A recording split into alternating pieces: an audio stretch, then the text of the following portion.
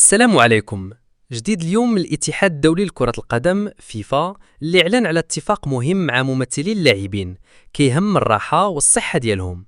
فنهار الأحد فيفا خرج بلاغ فيه أنه كاين إجماع على ضرورة 72 ساعة ديال الراحة بين الماتشات و21 يوم عطلة على الأقل اللاعبين في آخر كل موسم.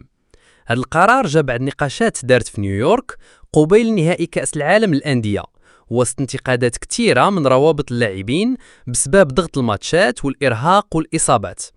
رئيس الفيفا جاني إنفانتينو قال أن صحة اللاعبين أولوية، واعتبر اللقاء مع ممثلي اللاعبين من مختلف الدول نقاش تقدمي. لكن التطبيق ديال هذه القرارات ماشي سهل، حيث غادي يفرض تغييرات كبيرة في مواعيد الدوريات والماتشات، وخصوصا في عقود البث التلفزيوني. فيفا زاد أكد على ضرورة نهار الراحة كل سيمانة، وخاد بعين الاعتبار السفر والجو في تنظيم المنافسات الجاية. تابعونا وخليوا آرائكم وتعليقاتكم، لأن رأيكم هو اللي كيقوي هاد الصفحة والقناة ديريكت. بالدارجة تهلاو ونتلقاو في خبر جديد إن شاء الله.